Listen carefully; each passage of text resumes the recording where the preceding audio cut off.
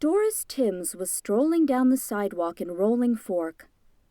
She was on her lunch break from her job at the coffee shop. The gallery was next, and on a whim, she decided to go in. She spotted two girls looking in the magic mirror. Doris frowned. The last thing she needed was someone else thinking he was in love with her. Doris walked around looking at the displays. She was enjoying the quiet. When she turned around, she saw the girls were gone, and she was standing by the magic mirror. She looked down at the mirror, and the face of Officer Mark Blackfeather appeared in the mirror. He looked back at her and smiled. Doris knew him because she had seen him at the coffee shop. They had never spoken to each other because one of the other waitresses always hurried to take his order. Mark smiled at the familiar face in the mirror. He had noticed her before, but had not had a chance to get to know her. "Hello," he said. Doris stood there stunned. She did not know what to say. She just stood there looking at Mark. "Are you all right?" Mark asked with concern.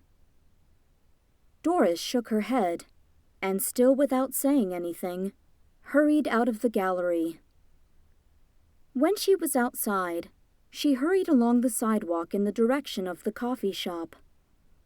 Suddenly, she heard the sound of a motorcycle engine racing. She looked up, startled. Derrick Bolin was riding his motorcycle on the sidewalk, and he was headed straight for her.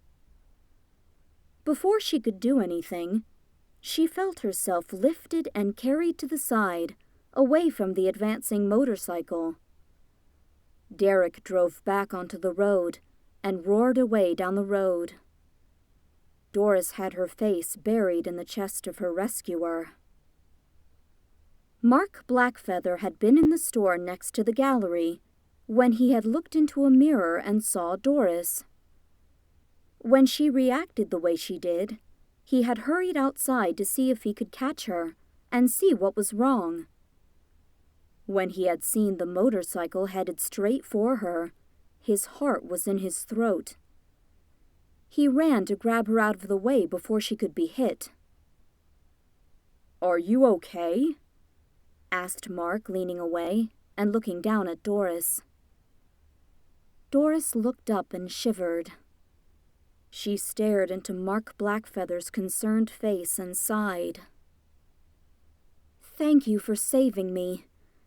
Derrick almost got me this time," she said. "You know the person on the motorcycle?" asked Mark. "Yes, it was Derrick Bolin. He saw me and decided he wanted me. I told him no. He would not take no. He started harassing me. I reported him to the police, but they could not do anything without proof. Then my parents were killed in a drive-by shooting. I know his gang was responsible, but I can't prove it. So again, nothing was done. Now, he has decided if he can't have me, no one else will." All the time she had been talking, Mark had held on to her and listened.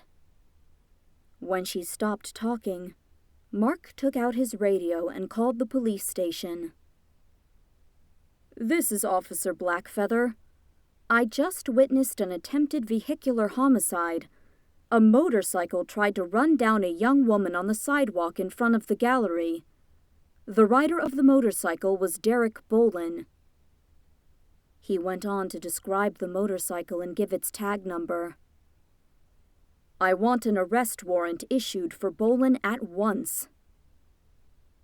Doris watched in amazement as he returned his radio to his belt and smiled at her. "Do you think they will get him?" asked Doris.